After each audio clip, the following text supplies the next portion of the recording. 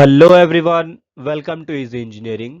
आज के सेशन में हम लोग फ्लूइड स्टैटिक के बारे में डिस्कस करेंगे और इसी से रिलेटेड टॉपिक टोटल प्रेशर और सेंटर ऑफ प्रेशर के कंसेप्ट और इनके एप्लीकेशन के बारे में भी डिस्कस करेंगे। Before moving our today's session, let's have a look on content slide. आज के सेशन में हम लोग सबसे पहले हाइड्रोस्टैटिक्स की डेफिनेशन स्टडी करेंगे। उसके बाद टोटल प्रेशर और सेंटर ऑफ प्रेशर के डेफिनेशंस भी हम लोग देखेंगे, क्योंकि ये जनरली एग्जाम में पूछे जाते हैं। उसके बाद ये दोनों कंसेप्ट, टोटल प्रेशर और सेंटर ऑफ प्रेशर, इन दोनों कंसेप्ट्स को हम लोग डिफरेंट डिफरेंट केसेस की हेल्प से समझेंगे और इनकी एप्लीकेशन के बारे में भी डिस्कस करेंगे। उसके अलावा सब्सक्राइब टू दिस चैनल, जहां आप लोगों को इंजीनियरिंग के डिफरेंट डिफरेंट टॉपिक्स के free of cost explanation provide किए जाते हैं। उसी के साथ साथ पीपीटी के फॉर्म में नोट्स प्रोवाइड किए जाते हैं और डिस्क्रिप्शन बॉक्स में एक लिंक दी हुई है जो कि ऑनलाइन एमसीक्यू एग्जाम की है, जो कि इसी पे डिपेंडेंट है, इसी वीडियो पे डिपेंडेंट है। उसे भी जाके आप लोग ट्राई कर सकते हो। So let's begin with the definition of hydrostatics. Here definition says it is a branch of science which deals with the study of properties and characteristics of fluid when it is at rest।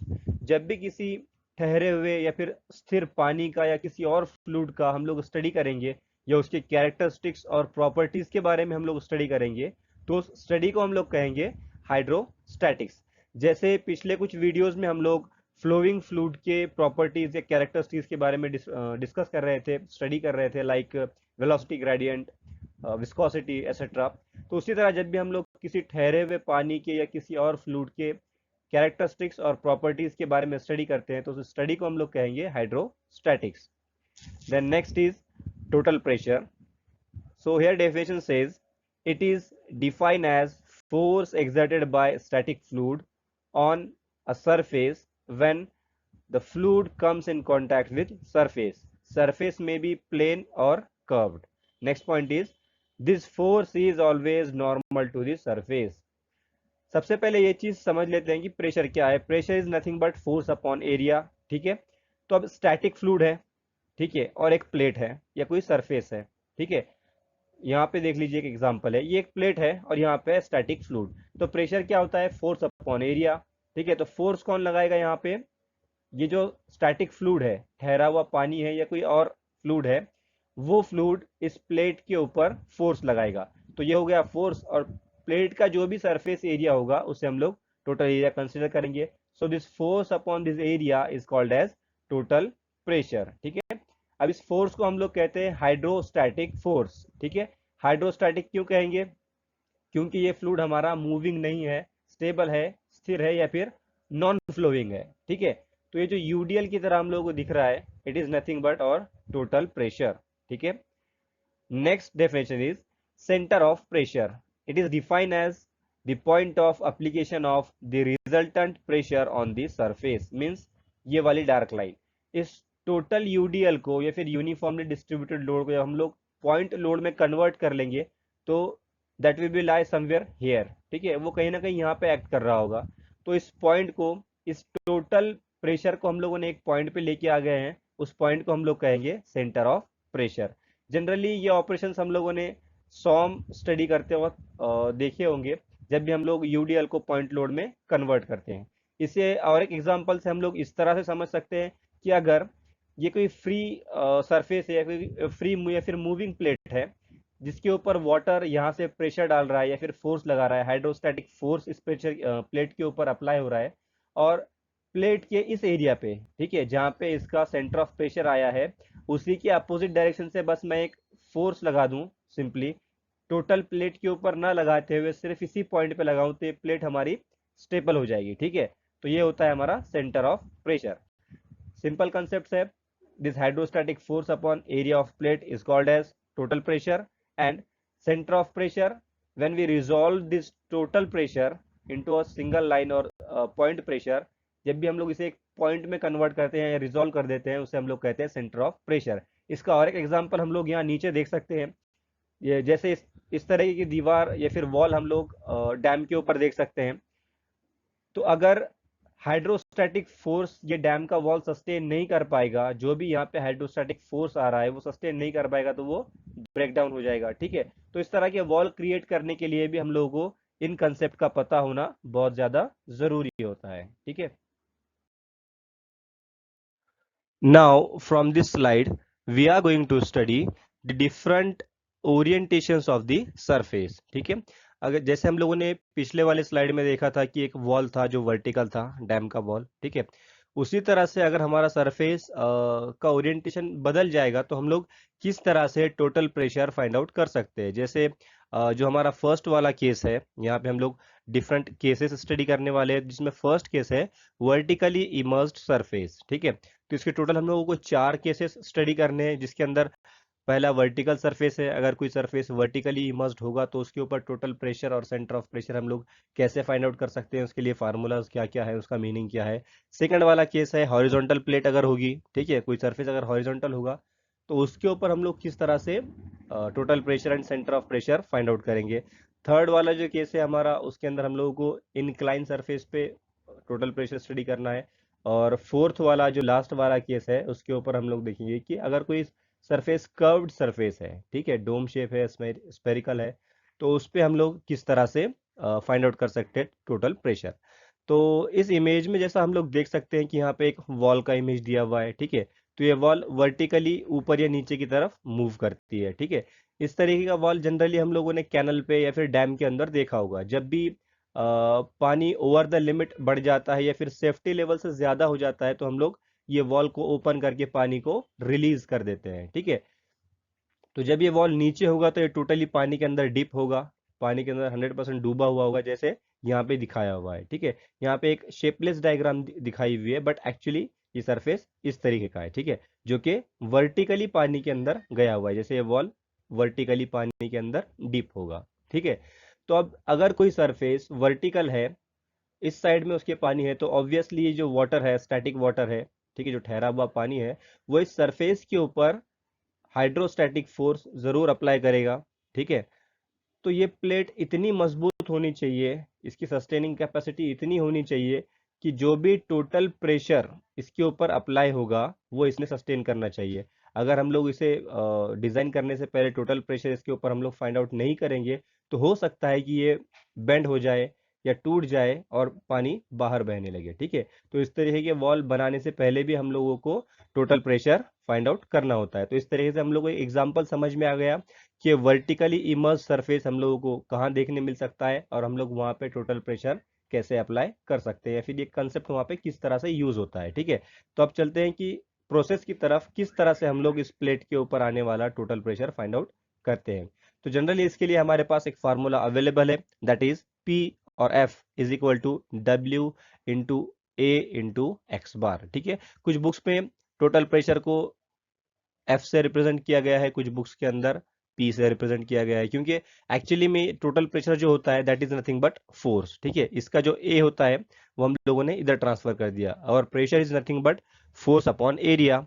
ठीक है, तो जो divide by में area था वो हम लोगों ने इधर ट्रांसफर कर दिया है। ठीक है, तो हम लोग ऑब्वियसली यहाँ पे बस फोर्स जो आने वाला है उस प्लेट के ऊपर, हाइड्रोस्टैटिक फोर्स जो आएगा इस वाटर का, वो हम लोग कैलकुलेट करते हैं। तो कुछ बुक्स में एफ से रिप्रेजेंट करते हैं टोटल प्रेशर को और कुछ बुक्स में पी से। ठीक है, तो उसका एक स्टैंडर्ड फार्मूला है W into A into x bar, where W is specific weight, A is area of plate, X bar is distance of center of gravity। ठीक है, ये जो CG होगा प्लेट का, सेंटर ऑफ ग्रेविटी जहां पे भी होगा वहां से लेके लिक्विड का फ्री सरफेस जहां तक होगा उस डिस्टेंस को हम लोग कहेंगे एक्स बार। ठीक है, जब ये प्लेट अंदर चली जाएगी, पानी के अंदर डिप हो जाएगी, ठीक है, यहाँ तो ये ओपन है डोर, लेकिन जब हम इसे पूरी तरह से क्लोज कर देंगे तो ये पानी के अंदर होगी, तो इस तरह से दिखेगी। तो इसका सेंटर ऑफ ग्रेविटी पानी के फ्री लेवल से जितना नीचे होगा उस डिस्टेंस को हम लोग रिप्रेजेंट कर रहे हैं एक्स बार से। ठीक है, तो अभी फर्दर डिस्कशन करने से पहले एक बार हम लोग देख लेते हैं कि ये फार्मूला डिराइव कहाँ से हुआ है, आया कहाँ से ये फार्मूला।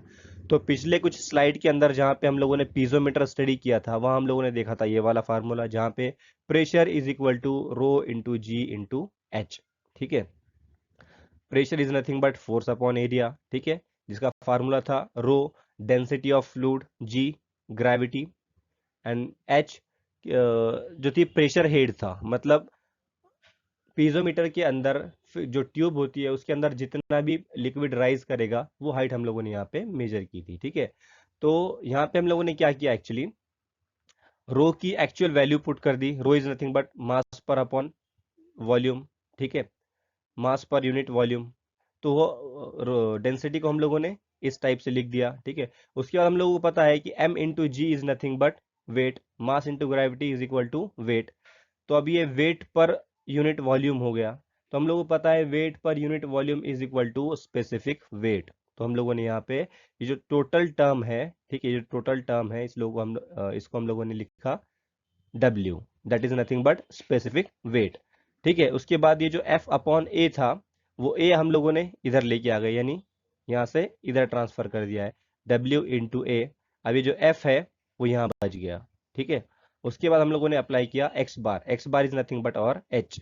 ठीक है, ये जो सरफेस हमारा अंदर डिप किया हुआ है, तो ये जो हाइट है हम लोगों ने यहाँ पे एक्स बार से रिप्रेजेंट किया। तो ये फार्मूला हमारा इस तरीके से डिराइव हुआ। ठीक है, अब अगर हम लोगों को सेंटर ऑफ प्रेशर निकालना है, ठीक है, इस फार्मूले से हम लोग टोटल प्रेशर तो निकाल लेंगे कि इस पानी के अंदर जाने के बाद यहाँ से जो हाइड्रोस्टैटिक फोर्स लगने वाला है वो हम लोग इस फार्मूले से फाइंड आउट कर सकते हैं। बट सेंटर ऑफ प्रेशर हम लोगों को अगर फाइंड आउट करना होगा तो हम लोगों को ये वाला फार्मूला यूज करना होगा। ठीक है, जिसके अंदर I G is nothing but moment of inertia of immerse surface about horizontal axis through centre of gravity. यानी सेंटर ऑफ ग्रेविटी से जो भी एक्सिस पास होगा हॉरिजॉन्टल, उसके अराउंड हमें मोमेंट ऑफ इनर्शिया प्लेट का फाइंड आउट करना होगा, divide by area of plate into X bar, जो हम लोगों ने देखा यहाँ पे जो एक्स बार है, ठीक है, प्लस एक्स बार। तो ये फार्मूला है centre of pressure find out करने का, जो कि हम लोगों ने यहाँ डायग्राम में कैपिटल सी से रिप्रेजेंट किया हुआ है, सेंटर ऑफ प्रेशर। मतलब इस टोटल प्लेट के ऊपर जो भी प्रेशर आने वाला है, टोटल प्रेशर, उसका अगर हम लोग सेंटर फाइंड आउट करेंगे तो इस प्लेट का सेंटर यहाँ पे आएगा, सेंटर ऑफ प्रेशर यहाँ पे आएगा। ठीक है, मोमेंट ऑफ इनर्शिया हम लोगों ने जनरली मैकेनिक्स या फिर स्ट्रेंथ ऑफ मटेरियल इस टाइप के सब्जेक्ट स्टडी करते वक्त हम लोगों ने जनरली इस टर्म को स्टडी किया होगा। फिर भी हम लोग एक नज़र डाल लेते हैं नेक्स्ट स्लाइड में कि फार्मूलाज किस तरह से होते हैं मोमेंट ऑफ इनर्शिया के। Here in this slide we can see the formulas for different shape of surface। पिछले स्लाइड में हम लोगों को जो डोर था जो पानी के अंदर डिप हो रहा था वो रेक्टेंगुलर शेप का था, तो उसका moment of inertia find out करने के लिए हम लोगों को ये वाला फार्मूला यूज करना पड़ेगा, b h cube upon 12। B जो होगी वो ये वाली साइड होगी, ठीक है, और एच ये टोटल हाइट होगी। अगर हमारा जो डोर है उसका शेप स्क्वायर शेप होगा तो हम लोगों को मोमेंट ऑफ इनर्शिया इस फार्मूले से a⁴ डिवाइड बाई 12 इस फार्मूले से फाइंड आउट करना होगा। और अगर हमारा डोर सर्कुलर शेप का है तो उसका मोमेंट ऑफ इनर्शिया हम लोगों को इस वाले फार्मूले से πr⁴ डिवाइड बाय 4 इस वाले फार्मूले से हम लोगों को फाइंड आउट करना होगा। ये जनरली एक रिवाइज करने के लिए आप लोगों को या फिर फैमिलियर करने के लिए स्लाइड है, जिसके अंदर आप लोग देख सकते हैं कि ये फार्मूला आप सॉम या मैकेनिक्स सब्जेक्ट स्टडी करते हो आप लोगों ने देखे हुए हैं, तो वही फार्मूले हम लोगों को यूज करने हैं moment of inertia find out करने के लिए और centre of pressure find out करने के लिए। इस स्लाइड में हम लोग बढ़ेंगे हमारे नेक्स्ट केस की तरफ, जो है हॉरिजॉन्टली इमर्स्ड सरफेस। ठीक है, जैसे अब यहाँ डायग्राम में हम लोग देख सकते हैं कि कोई सरफेस हॉरिजॉन्टल है, तो उसके ऊपर अगर हम लोगों को टोटल प्रेशर फाइंड आउट करना होगा तो वो हम लोग कैसे फाइंड आउट करेंगे। ठीक है, तो उससे पहले देख लेते हैं कि जनरली हम लोगों को इस तरह के सरफेसेस कहाँ देखने मिलते हैं, फिर एप्लीकेशन कहाँ होगा इसका। ठीक है, तो जनरली आप लोगों ने देखा होगा कि जो भी कंटेनर्स होते हैं उनके साइड वॉल से ज्यादा थिक उनका बेस होता है। ठीक है, जो निचला एरिया होता है वो ज्यादा थिक होता है। ठीक है, तो वहां पे भी एक तो लिक्विड का पूरा वेट उसके ऊपर आएगा, उसके अलावा जो हाइड्रोस्टैटिक फोर्स होगा वो साइड वॉल के अलावा बॉटम प्लेट के ऊपर या फिर उनके बेस के ऊपर भी आएगा। ठीक है, तो किसी भी कंटेनर का बेस इतना स्ट्रांग होना चाहिए कि उसने लिक्विड का वेट प्लस हाइड्रोस्टैटिक फोर्स जो भी आएगा उसका वो सब सस्टेन करना चाहिए। ठीक है, उसके अलावा अगर हम लोग हॉरिजॉन्टल वॉल की बात करें तो उसके लिए भी हमारे पास एग्जांपल है। जनरली आप लोगों ने टू व्हीलर्स के अंदर देखा होगा या फिर फोर व्हीलर्स के अंदर भी, जो नीचे वॉल होता है जहाँ से हम लोग ऑयल निकालते हैं, जो यूज्ड ऑयल है हमारा, ठीक है, गियर ऑयल, वो हम लोग निकालते हैं। इस तरीके से, ठीक है। तो यहाँ पे भी ये हॉरिजॉन्टल वॉल है जो कि बॉटम साइड में होती है, ठीक है। तो इस तरीके की वॉल के ऊपर हम लोग टोटल प्रेशर कैसे फाइंड आउट करेंगे, ठीक है। इसके लिए भी सेम फार्मूला है, P is equal to W into A into x bar, ठीक है। डब्ल्यू जो है स्पेसिफिक वेट है, ये लिक्विड का जो भी हाइड्रोस्टैटिक लिक्विड होगा इस सरफेस के कांटेक्ट में, वो वाटर हो, ऑयल हो या कोई और लिक्विड हो, उसका हम लोगों को स्पेसिफिक वेट लेना है। Then a is nothing but area of this surface, जो भी सरफेस का एरिया होगा वो हम लोगों को यहाँ पे पुट करना है। And then x bar is nothing but centre of gravity of this plate from free liquid surface, जो भी सरफेस का अपर सरफेस होगा, सॉरी लिक्विड का अपर सरफेस होगा, जहाँ पे भी लिक्विड की आखिरी लेयर होगी वहां से लेके सेंटर ऑफ ग्रेविटी जहाँ पे भी होगा इस प्लेट का, ठीक है। यहाँ सेंटर में कहीं तो सेंटर ऑफ ग्रेविटी होगा, यहाँ पे थोड़ा सा इंक्लाइन करके दिखाया हुआ है, बट सेंटर ऑफ ग्रेविटी जहाँ पे भी होगा वहां तक का डिस्टेंस हम लोगों को यहाँ पे पुट करना है, ठीक है। सेम फार्मूला है, प्रोसीजर सेम है, ठीक है। Now we will move toward the next case. ये है हमारा थर्ड वाला केस, जिसके अंदर हम लोग स्टडी करेंगे कि अगर सरफेस इंक्लाइनली इमर्ज्ड होगा, ठीक है, हमारा वॉल अगर इंक्लाइन क्लोज एंड ओपन होता है, तो उसका total pressure and centre of pressure हम लोग किस तरह से फाइंड आउट कर सकते हैं, ठीक है। जैसे इस डायग्राम में दिखाया हुआ है कि वॉल वर्टिकल ना होते हुए इंक्लाइनली क्लोज होता है और इंक्लाइनली ओपन होता है, ठीक है। तो अगर इस तरीके का कोई वॉल है हमारे पास, ठीक है, कोई डिजाइन किया हुआ है, जनरली ये भी हम लोग डैम डैम वगैरह के ऊपर देख सकते हैं, तो इसके ऊपर हम लोग total pressure and centre of pressure कैसे फाइंड आउट कर सकते हैं। तो सिमिलरली टोटल प्रेशर के लिए सेम फार्मूला है, P is equal to W into A into x bar, जहाँ W specific weight of water और लिक्विड है, A is nothing but area of plate और दिस सरफेस, ये जो भी सरफेस एरिया होगा वो होगा A, ठीक है। Then x bar is nothing but centre of gravity, ठीक है। CG जो भी होगा इस प्लेट का और इस फ्री लिक्विड का डिस्टेंस, ये जैसे यहाँ पे दिखाया हुआ है, ठीक है। इसका प्रोडक्ट जब हम लेंगे तो हम लोगों को टोटल प्रेशर यहाँ पे मिल जाएगा कि ये हाइड्रोस्टैटिक फोर्स इस प्लेट के ऊपर कितना एक्ट कर रहा है, ठीक है। और अगर हम लोगों को centre of gravity sorry centre of pressure find out करना है, ठीक है, CP जो कैपिटल C से रिप्रेजेंट किया हुआ है, कि इस अप्लाई होने वाले प्रेशर का सेंटर कहाँ पे, अगर वो पॉइंट हम लोग को फाइंड आउट करना होगा, तो इस फार्मूले से हम लोग वो पॉइंट फाइंड आउट कर सकते हैं। That is IG means moment of inertia of plate into sine square theta divide by area into X bar, whole this value is added into X bar, ठीक है। मतलब ये पूरा कैलकुलेशन कर लेने के बाद हमें इसमें एक्स बार ऐड करना है, ठीक है। यहाँ पे थीटा क्या है, जो भी इंक्लिनेशन का एंगल होगा हमारा वो साइन स्क्वायर के साथ हम लोग यूज करेंगे, यानी इस थीटा की जगह पे हम लोग इस इंक्लिनेशन की वैल्यू रखेंगे, ठीक है। IG जो है is nothing but moment of inertia, जिस शेप का भी हम लोग प्लेट यूज कर रहे हैं, सरफेस यूज कर रहे हैं, उस शेप का मोमेंट ऑफ इनर्शिया हम लोगों को फाइंड आउट करना होगा। तो ये सारी वैल्यू फाइंड आउट होने के बाद हम लोगों को यहाँ पे वो हाइट मिल जाएगी, सेंटर ऑफ प्रेशर जो होगा हमारा उसकी हाइट मिल जाएगी फ्री सरफेस से, ठीक है। तो ये था हमारा थर्ड केस। इसके अंदर हम लोगों ने देखा कि टोटल प्रेशर और सेंटर ऑफ प्रेशर कैसे फाइंड आउट करें, ठीक है। Now move towards the next case. Now, here is last case of today's session or this topic, that is curved immerse surface. Okay. तो अगर कोई सरफेस कर्व शेप का है, ठीक है, इस तरह के कर्व शेप का है, तो इस सरफेस के ऊपर हम लोग टोटल प्रेशर और सेंटर ऑफ प्रेशर किस तरह से फाइंड आउट करेंगे। तो इस पिक्चर में आप लोग एप्लीकेशन देख सकते हैं कि कहाँ पे इस तरह के कर्व शेप हम लोगों को देखने मिल सकते हैं। ये भी एक डैम का ही वॉल है, ठीक है।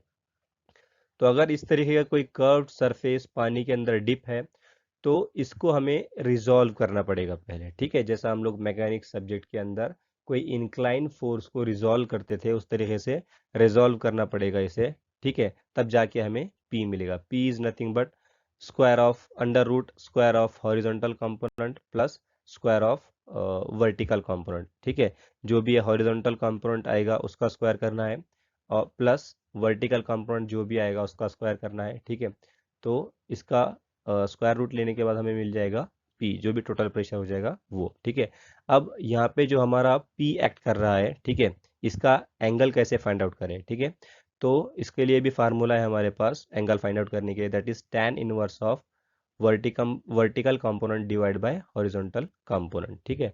तो इसका डिवीजन लेने के बाद उसका tan इनवर्स जब हम लोग करेंगे तो हम लोगों को ये एंगल मिल जाएगा कि ये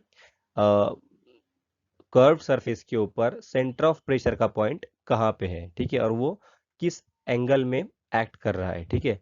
तो ये दो फार्मूले के यूज से हम लोग total pressure and angle of centre of pressure line भी फाइंड आउट कर सकते हैं। Here we will end our today's session. आज के सेशन में हम लोगों ने देखा कि हाइड्रोस्टैटिक्स किसे कहते हैं, टोटल प्रेशर क्या होता है, सेंटर ऑफ प्रेशर क्या होता है, और किन जगह पे इन कंसेप्ट का यूज होता है, एप्लीकेशन कहाँ है इनके। इसके अलावा एग्जाम के अंदर इस टॉपिक से रिलेटेड जितने भी डेफिनेशंस, केसेस और फार्मूलाज पूछे जाते हैं वो सब कुछ हम लोगों ने इस प्रेजेंटेशन में कवर किए हुए हैं। इसके अलावा अगर कोई पॉइंट या कोई स्लाइड नहीं समझी हो या कोई क्वेश्चन हो तो आप लोग उसे कमेंट सेक्शन में कमेंट करके पूछ सकते हो। We will feel more happy to answer you. Thank you, thanks for the watching.